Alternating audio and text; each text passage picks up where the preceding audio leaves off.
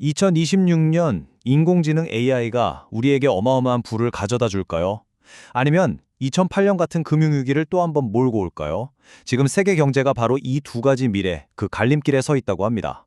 오늘 이 거대한 질문에 대한 실마리를 한번 같이 풀어보겠습니다. 자, 이 이야기의 시작은 바로 특정 날짜 2026년 2월 3일입니다. 왜 하필 이날이냐면요.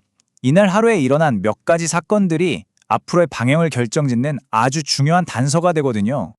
지난 100년 경제사에서 유례를 찾기 힘든 거대한 변곡점. 와, 이건 그냥 좀 심각하다. 이런 수준의 경고가 아니에요. 뭐냐면 폭발적으로 발전하는 AI 기술이랑 반대로 돈줄을 꽉 쥐려는 중앙은행의 정책이 정면으로 꽝 하고 부딪히고 있다는 뜻입니다.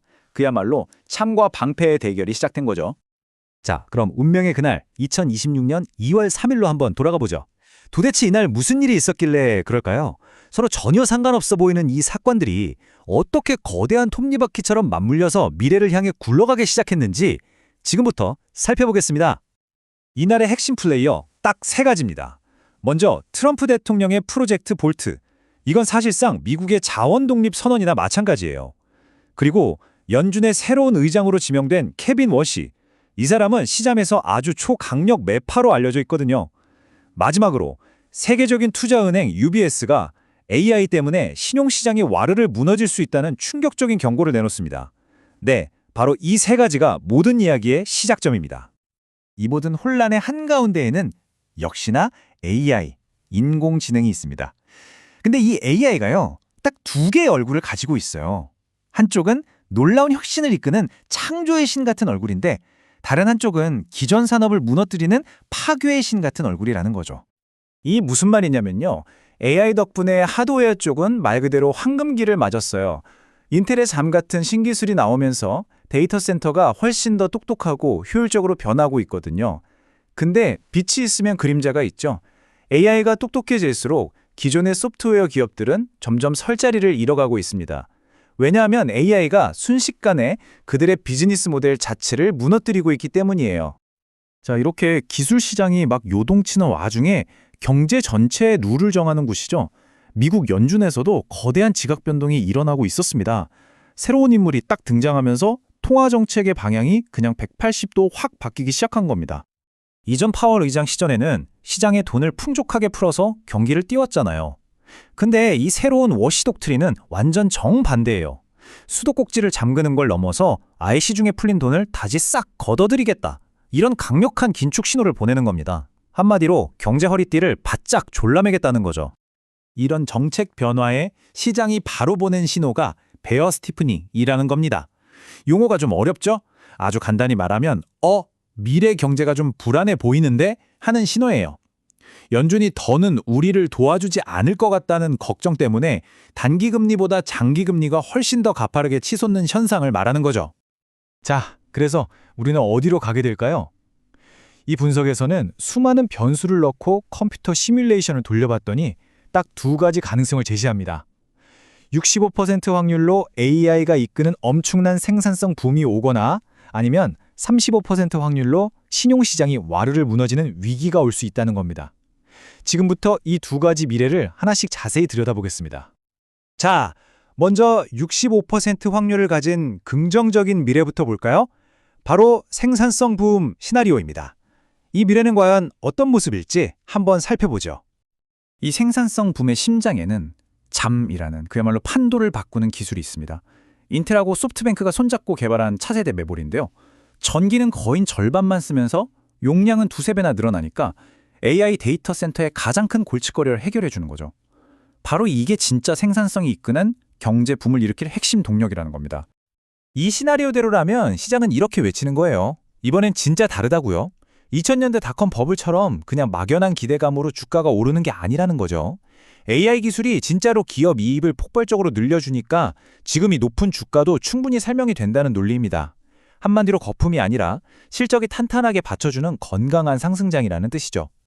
하지만 동전에는 언제나 양면이 있죠. 이제 확률은 35%지만 만약 이게 현실이 되면 그 파장은 훨씬 더 끔찍할 수 있는 어두운 시나리오로 넘어가 보겠습니다. AI 버전의 2008년 서브프라임 모기지 사태. 정말 무서운 말 아닙니까? 2008년 금융위기 때처럼 우리 눈에 잘 보이지도 않는 금융 시스템의 어떤 구석에서부터 위험이 스물스물 커질 수 있다는 아주 강력한 경고입니다. 이 위기의 도미노가 어떻게 쓰러지냐면요. 자, 보세요. 첫째, 생성형 AI가 기존 소프트웨어 회사들의 매출을 갉아먹기 시작합니다. 그럼 이 회사들은 사모펀드에서 빌린 어마어마한 빚을 갚기 힘들어지겠죠. 근데 문제는 이 민간 신용시장이라는 곳이 주식시장처럼 투명하지도 않고 거래도 잘 안 된다는 거예요. 그러다 보니 순식간에 시장이 꽁꽁 얼어붙고 이 공포가 결국엔 주식시장 전체로 번지게 되는 그런 연쇄 반응인 겁니다. 그리고 이 최악의 시나리오가 현실이 되면 문제가 되는 민간 신용 부문의 부도율이 무려 13%에 달할 수 있다고 합니다. 13%. 이건 정말 금융 시스템 전체에 엄청난 충격을 줄 수 있는 숫자입니다. 이 거대한 변화의 소용돌이는 당연히 미국 안에서만 머물지 않겠죠. 지금부터는 이 두 시나리오가 전 세계 시장에는 각각 어떤 파장을 몰고 올지 한번 살펴보겠습니다. 미국 시장은 그야말로 극과 극으로 나뉘게 됩니다. AI 칩 만드는 하드웨어 회사는 훨훨 날아가는데 소프트웨어 회사들은 위기를 맞는 거죠. 여기에 워시연준이 돈줄을 꽉 쥐니까 달러 가치는 하늘 높은 줄 모르고 쥐었고요. 달러 인덱스가 108까지 간다는 건 다른 나라들 통화 가치가 그만큼 폭락한다는 뜻이거든요. 이건 전 세계 금융시장에 정말 엄청난 부담이 됩니다. 한편 한국은 어떨까요? 코스피 지수가 2월 3일에 5288.08이라는 사상 최고치를 딱 찍습니다. 분석에서는 이걸 두고 낙관적인 사회 분위기라고 표현했는데 사실 그 속을 들여다보면 엄청난 불안정성이 숨어 있어요. 하루 만에 5%가 뚝 떨어졌다가 다음 날 7%가 폭등하는 그야말로 투자자들 심장을 들었다 놨다 하는 롤러코스터 장세가 펼쳐진다는 거죠. 다른 나라들로 눈을 돌려보면 희비가 극명하게 엇갈립니다.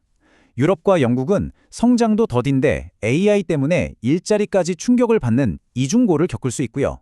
중국과 홍콩은 미국의 새로운 무역 정책 때문에 세계 경제에서 고립될 위험이 커집니다. 반면에 이 모든 변화의 최대 수혜자는 인도가 될 수 있습니다.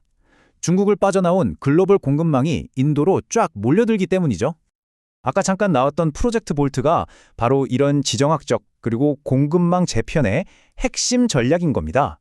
무려 120억 달러를 쏟아부어서 핵심 광물을 미리 쌓아두고 중국에 대한 의존도를 확 줄여서 동맹국 중심으로 새로운 공급망을 만들겠다. 바로 이런 계획인 거죠. 여기서 또 흥미로운 게 하나 있는데요. 이 분석이 배너 사이클이라는 역사적인 시장 주기 이론을 인용하거든요. 이 이론에 따르면 2026년이 바로 장기 호황의 마지막 불꽃, 그러니까 고쯤에서 팔고 나와야 할 해라는 겁니다. 그리고 이 정점이 지나고 나면 꽤나 힘든 시기가 찾아올 수 있다, 이렇게 경고하고 있어요. 결국 우리는 다시 이 거대한 질문 앞에 서게 됩니다. AI라는 이 강력한 엔진, 과연 우리를 눈부신 생산성 혁명의 시대로 데려갈까요? 아니면 모든 걸 무너뜨릴 금융 붕괴로 우리를 밀어넣을까요? 분석에서는 65대 35라는 확률을 제시했지만 어쩌면 그 답은 정해져 있는 게 아닐지도 모릅니다. 우리가 이 기술을 어떻게 사용하고 또 어떤 정책을 선택하느냐에 따라 바로 지금 우리 손으로 그 미래를 만들어가고 있는 건 아닐까요?